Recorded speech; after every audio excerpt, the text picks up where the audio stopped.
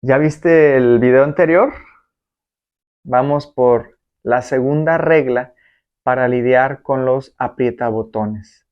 Este libro está increíble, te lo recomiendo mucho. Se llama ¿Quién aprieta tus botones? Y el doctor es el doctor John Townsend. Bien, el segundo tip que nos da el autor para poder lidiar con los aprietabotones es hacerte cargo de irradiar luz. Hacerte cargo de tu sanación, que tu vida influye en la vida de tu apretabotón. ¿Qué sucede cuando haces esto?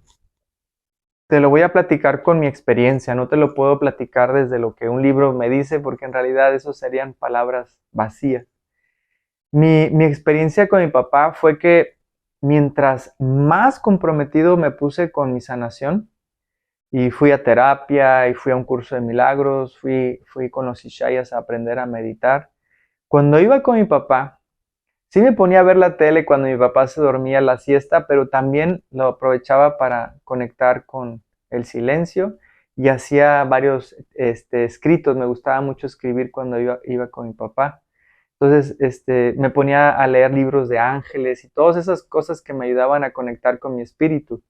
Cuando empecé a hacer ese trabajo interior, cuando empecé a sanar mis emociones, mi mente y a reconectar con mi espíritu, empecé a percibir nuevamente a mi papá diferente. O sea, ya no lo percibía desde mi ego, ya lo percibía maravilloso. Yo me empezaba a limpiar, en primer lugar. Yo me empezaba a limpiar, gracias a todo este proceso de sanación.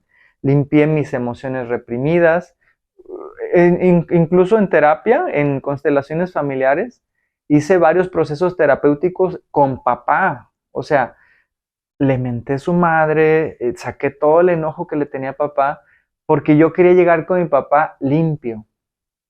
Mi papá ya tenía 75 años cuando yo me empecé a llevar súper bien con él. Y yo no quería discutir con él, así es que yo me puse a hacer terapias aparte para sacar toda la cochinada. Yo le llamo la popó emocional, es como una popó que está atorada en mi sistema digestivo, pero aquí no es popó, es una emoción y esa emoción me va a matar si no sale de mi sistema. Es una energía que está ahí pendiente de sentirse. Entonces fui a terapia y en terapia saqué todos esos monstruos, todas esas experiencias que faltaban experimentarse, porque experiencia experimentada desaparece. Todas esas neurosis, todas esas necesidades aún no resueltas.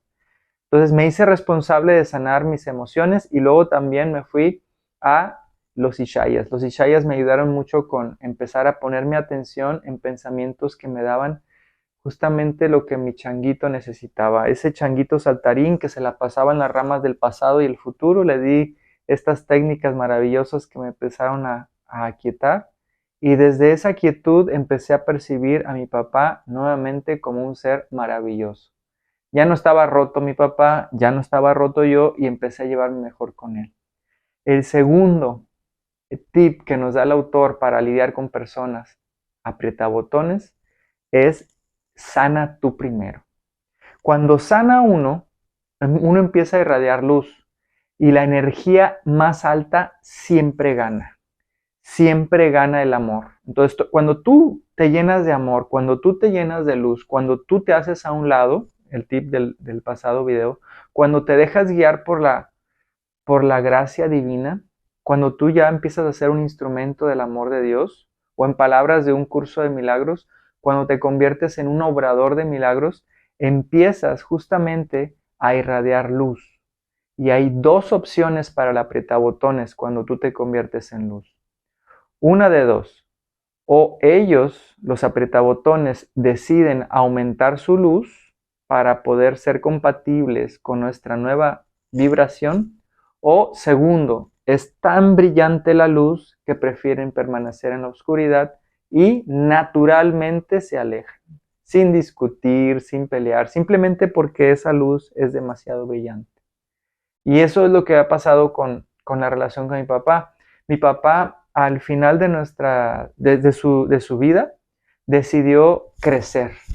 Y no tuvo que ir, fíjate, interesante, no tuvo que ir a terapia, No tuvo que aprender a meditar. Lo único que tuvo que hacer es conscientemente liberarse de todas esas creencias, liberarse de todas esas ataduras, liberarse de todos esos muchos programas del pasado y empezar a vivir en el instante santo.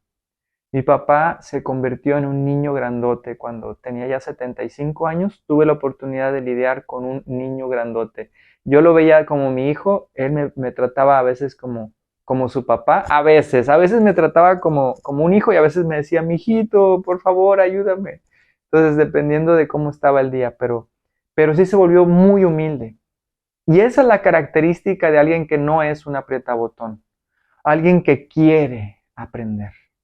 Y mi papá se convirtió en un ser extraordinario y yo lo que te quiero decir es que el que obró el milagro fue Dios a través de nosotros, de Él y de mí y de nuestra voluntad de sanar.